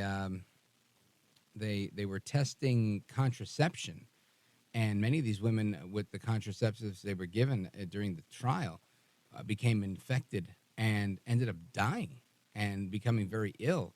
And, they never took credit for the bad parts. They just, took credit for, we're trying to help women here. Meanwhile, they were killing women. It was just fascinating, this eugenics movement. And you're right. When you hear, philosophy professors, left-leaning ones for sure, saying that they think that it's some sort of moral reflection point that we have, whether we have kids or not. I think that it's a fair statement to say you should have a moral reflection before you consider having children, but not for the sake of climate change. And I'm not trying to minimize climate change, although I likely would.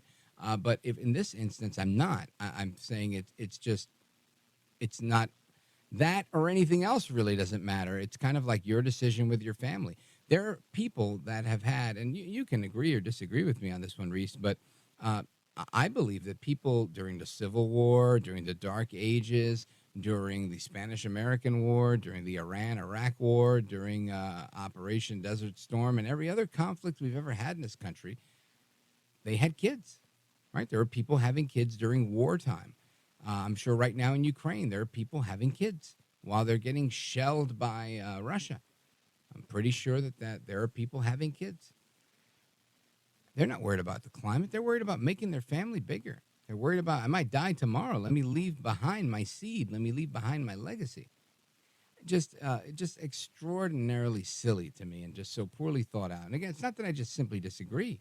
It's just I think that it's just a nonsensical argument, if you will. Reese, I think you bring up an excellent point. Now, let me ask you this. What's your thought on Funny Willis? Because Funny Willis is on the hot seat in Georgia, and she brought all these criminal charges against Trump for running a criminal organization, a RICO charge. Meanwhile, she's paying her boyfriend in cash to go on vacation with her, Reese. I think it's going to be hilarious to see the karma play out. Yeah, I think you're right. I think she's going to get laughed. I mean, at this point, I would say if I were her colleague and we were in the same business here, at this point, I'd be laughing at her going, oh, man, it doesn't look good for her. It's kind of over. Whether she bounces back from this or not, she doesn't really bounce back professionally. She's already lost her cool on the stand. She's been chastised by a judge. She's on the stand for misconduct, official misconduct. when she's trying to take down a former president. It just, to me, it seems like amateur hour, and she's the star of the show. So, Reese, thanks for the call. I appreciate you checking in with us. Call back anytime. Big shout out to everybody listening in Oregon. I know the Trailblazers are playing tonight, so hopefully you've got that on mute and you've got this show turned all the way up and you're calling in. 833-482-5337. 833-4-Valdez is the number. Let us continue. We go to our buddy Joe. Joe is calling from Salem, Arkansas, KSAR. Joey, what's up, my man?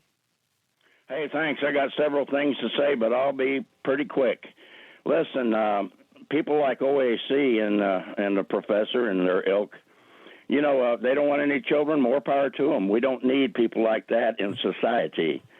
The American patriot-loving people and the people that love kids and stuff and want a future for them, they need to have more as far as I'm concerned.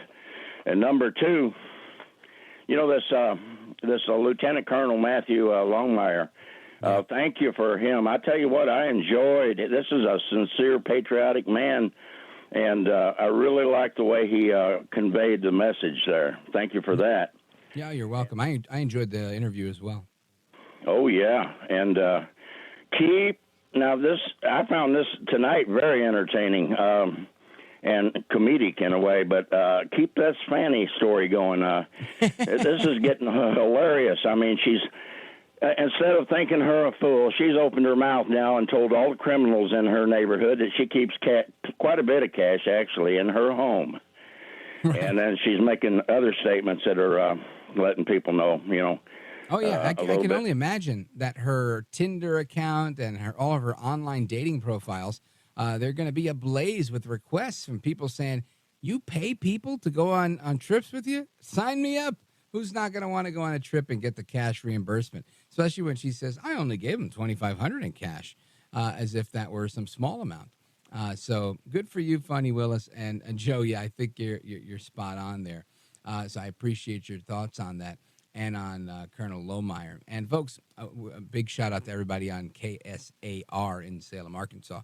And we're going to continue with the rest of your calls. We got calls from Montana coming in and more. Again, the phone number is 833-482-5337, 833-4-Valdez.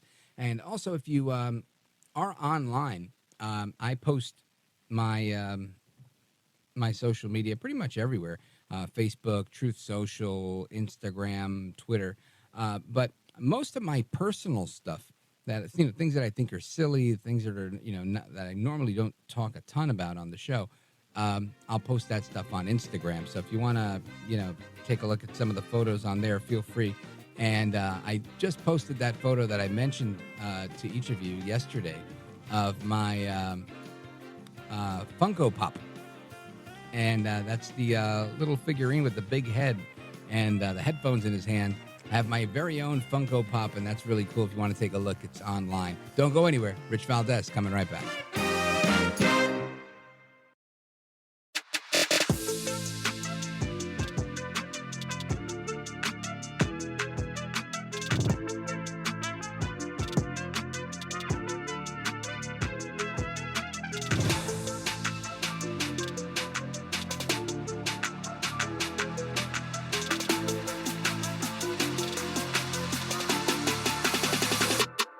This is America at Night with Rich Valdez. Call now, 833-4-Valdez. That's 833-482-5337. 833-4-Valdez. That's Valdez with an S. All right, amigos, welcome back, America. And I wanted to play a clip of audio. Yesterday, Congressman Mike Lawler, he's been a guest on this program before, and we've talked about a number of things, some things you may agree with, some things you may not agree with. He was a big proponent of pushing out George Santos and other things throughout the last year. There's been a lot of contentious congressional topics this year and late last year.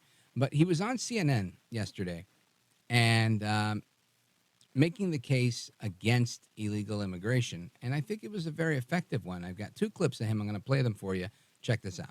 It's funny, when we voted on H.R. 2 in the House, every single Democrat voted against it. And it wasn't until, late last year that Democrats in the Senate finally decided to do anything about the border. Spare us the gaslighting here. The reality is that this crisis is a crisis of the Democrats' own making at our southern border. Tom Suozzi ran a good campaign. He ran to the right, and he's somebody who has presented himself as a centrist over the course of his 30 years. Yeah, and so I'm not concerned about how this plays out in districts like mine, in which, any number of polls shows me doing very well, and my favorability 29 points higher in my district than the generic Republican. Okay, so you're not worried. And I should note that bill that you're talking about, they voted against. It's a lot of Trump-era immigration policies that it's not surprising Democrats voted against it. Yeah, but with all due respect, point taken that they voted against it. Those are the policies that actually brought down the border crossings. Joe Biden reversed those policies, and border crossings exploded, which is why we're dealing with this catastrophe. So there you have it. Spare me the gaslighting, Caitlin Collins. And he went on in this back and forth with Caitlin Collins on CNN, explaining that the border is way more important than George Santos. He's still hitting Santos. Listen to this. I got to ask you about something else, because I just on the point on the New York part of this specifically, Semaphore is reporting that George Santos apparently texted you and the others in the New York delegation who all voted to expel him, saying, I hope you guys are happy with this dismal performance and your $10 million for futile BS cost the party. He said he looks forward to you losing due to your absolute hate-filled campaign to remove him from Congress. One, were you on that group text? And two, did you respond to that?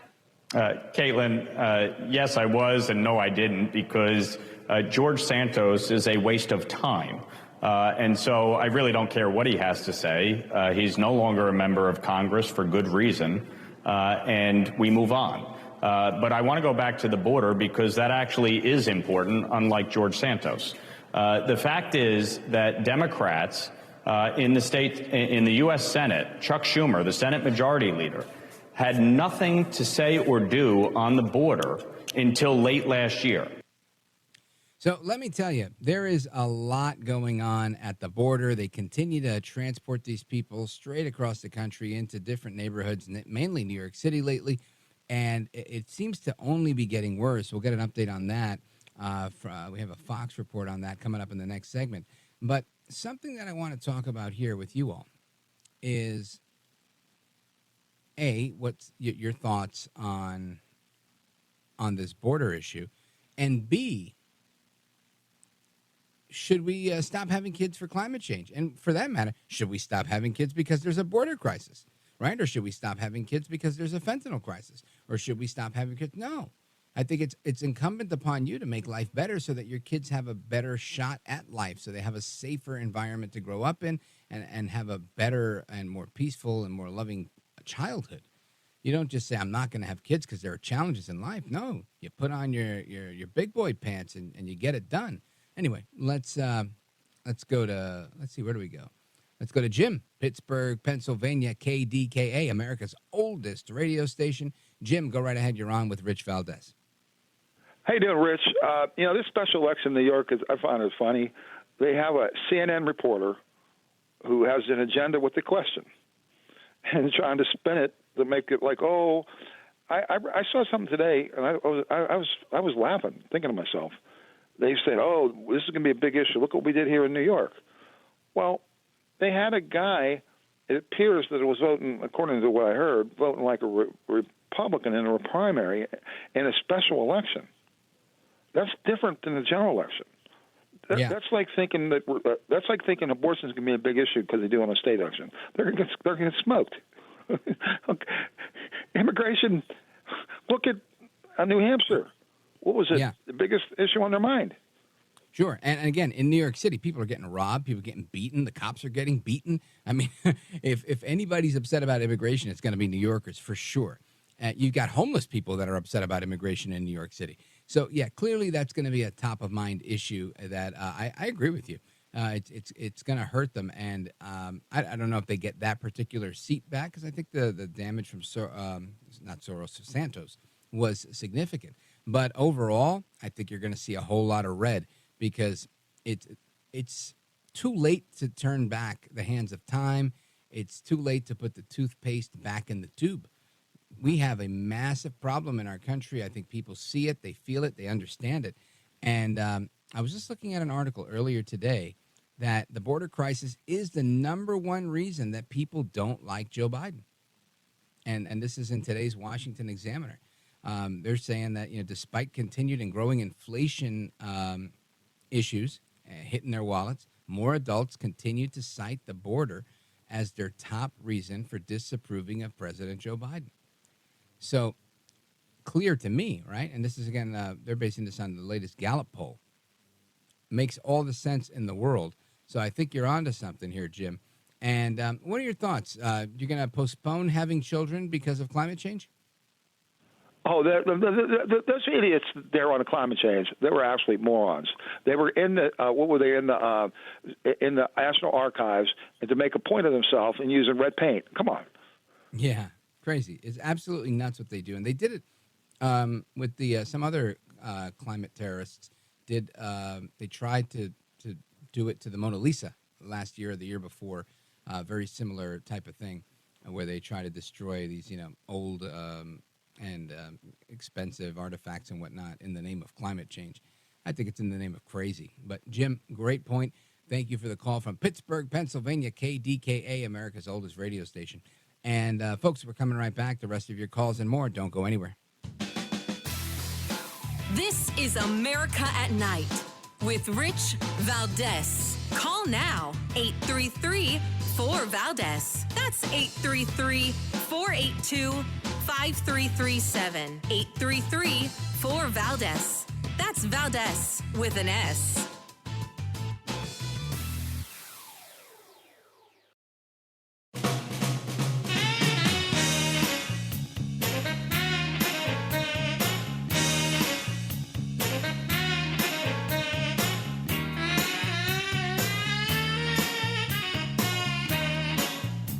This is America at Night with Rich Valdez.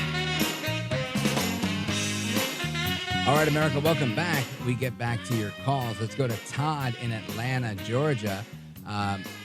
Let's see. We got WGKA. Todd, go right ahead. Hey, Rich, thanks for taking my call. And I just want to say, talk radio is the original social media, and I think you're doing a great job carrying on the tradition of Jim Bohannon and Rush Limbaugh and Paul Harvey. So it's a great show, and I love it every night. Thank you, Todd. I appreciate that. And what's on your mind tonight? Well, I was calling about, Fannie Willis, St. Fannie. And I watched the testimony today, and it was pretty mind-blowing. It's pretty funny, right? That's why we call her Funny Willis on this show, Todd. Funny Willis. I was just thinking that it could be a sitcom. They could take the Fulton County DA and make a sitcom out of it. But it's really tragic, and she's getting a little taste of what they've been giving Trump. So all the better. But I was struck by the fact that she apparently, out of the 3 prosecutors she's hired, I guess the good news is she's only giving cash payments and dating one of them. So there's that. But But she made a statement about how she had to move out of her house because of all these death threats, and she had to get a condo and stay there. But she left her father behind. I guess it wasn't dangerous for him or his kids. And to me, that was just another stunning revelation. I don't understand all of that talk that she's putting out there on that. I don't understand how she's such a huge celebrity. I just don't see it. I really don't. I mean, maybe they should put video out there of her being accosted and harassed when she walks through an airport. I know celebrities, like real actual celebrities, that walk through airports just fine. They throw on a ball cap and some glasses, and nobody even knows who they are. And if somebody does, they take a picture and they keep it moving. So, yeah, I think she's making it up. Now, you're in Atlanta, Todd. What's the general consensus with what you're hearing about good old Funny Willis? Well, I think that, this is a deep blue city, and, where I vote, the precinct where I vote was actually in the 2,000 Mules. So there's not a lot of sympathy for Trump here. And they think she's doing a great job. And the local media is really just covering up a lot of this stuff. It's really quite astounding. It's really kind of sad, too, because they're just so oblivious to, how corrupt, it turns out the only racketeers is, in the DA's office. Right. You're right. She seems to be the one that's leading the way on this. And, Todd, the judge had to admonish her in the trial today because she was getting so agitated. And listen to this. So in 2020, so you said 2019, 2020. Did Mr. Wade ever visit you at a place that you resided? He has never been to my home in South Fulton. 2020 was before I knew that a phone call was going to be made and I was going to have to abandon my home. As a result thereof, he never visited, lived at, came to, or has seen South Fulton. You qualified that with your home in South Fulton. That's where I lived in 2020. 2020, did he ever visit you at a place that you resided? Okay. I don't understand. You're going to give me guidance. In 2020, I lived in South Fulton. Okay. That's the only place I lived in South Fulton. That's before I had to abandon my home, Judge. All right. And at my home in South Fulton, he never came there, okay? So if you don't come someplace, you can't live there. Ms. Willis, I'm going to have to caution you. This is going to be the first time I have to caution you. We have to listen to the questions as asked. And if this happens again and again, I'm going to have no choice but to strike your testimony. So we need to break this down. Ms. Merchant's question, I believe, was asking whether you lived anywhere other than South Fulton. I did not live anywhere but South Fulton, Georgia in 2020. That is before I began my prosecution of this case, and it was my plan to only live there. Did Mr. Wade ever visit you at the condo that you leased from Ms. Yurdi? He visited that condo, yes. He did? Yes. And it seems that was the question right from the beginning, right? But no. She was too concerned with fighting Todd. These are your friends. These are your neighbors. I wish you the best with Funny Willis. Todd, thanks for the call, my brother. I appreciate it. And when we look at this stuff with Funny Willis or global warming and the fact that people should not have children or the national security threats that we're facing or anything, you name it, forest fires, whatever, carbon footprints, etc. There's so much out there that we have to discuss. And none of those things would make me think twice about having a kid, right? I have two daughters. I love having two daughters. And I wouldn't not have two daughters for any one of those things, including like war. I wouldn't say, oh, my God, we're at war. I would say, we can't be at war forever, and I'm only getting older. So better have these kids now so I could still enjoy life once they're adults. And that's what I do now. They're a lot bigger. They're both in college. And life is good again. You get to enjoy life again. It's not all about child rearing. Anyway, I'm going to take a quick pause, coming back to Frank, Dave, Phil, Jim, and more that are coming in. 833-482-5337, 833-4-VALDEZ. This is America at Night with Rich Valdez. Call now, 833-4-VALDEZ. That's 833-482-5337, 833-4-VALDEZ. That's Valdez with an S.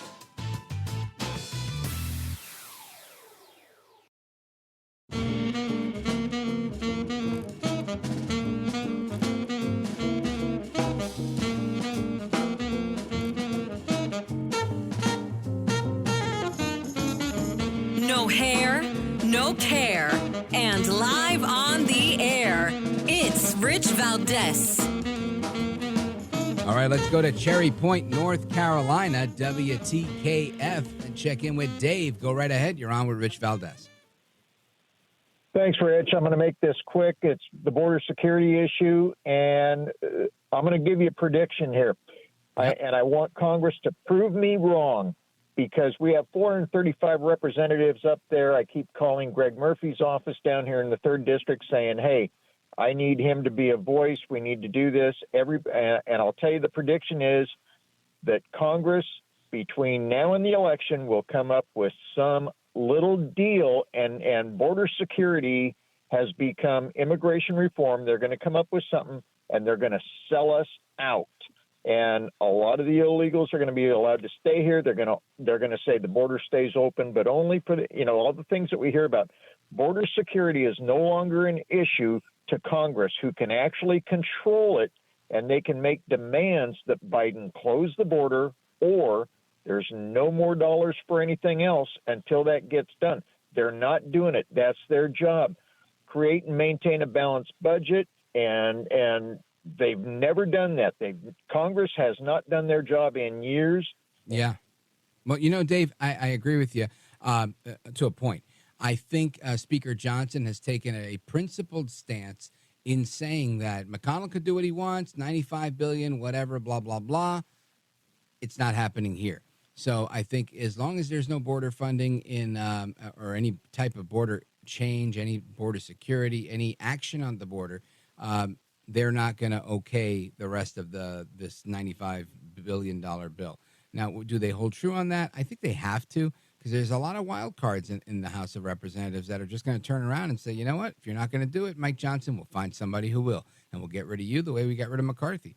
And I think that active measure, if you will, is going to hold things tight the way it should. Dave, thank you for the prediction. Cherry Point, North Carolina, WTKF. Let's go to Phil, Butte, Montana, KXTL. What's going on, brother? Hi, Rich. Hey. I just wanted to make a couple of quick comments on this climate change. If the ocean level is rising, why did Barack Hussein Obama buy beachfront property? And they should quit flying around in their private jets. I think you're right on, Phil. 100% right. If that was such a concern, why do they do it? Why does John Kerry fly around in so many private jets? Not jump in the big jets like I do when I go away. I fly with another 200 people, right? Unbelievable, the nerve of these people. Big shout out to KXTL, Butte, Montana. Let's go to Chicago, WGN flagship over there. Big station. Jim, what's on your mind? Hey, Rich. Fantastic. Good to talk to you. I have two comments. Yes, sir. One is on Mayorkas. I think all Senate, the people of each state should call their senators and urge them to impeach Mayorkas, and because the people pick the politicians, not the politicians pick the people. And the second thing is the carbon footprint.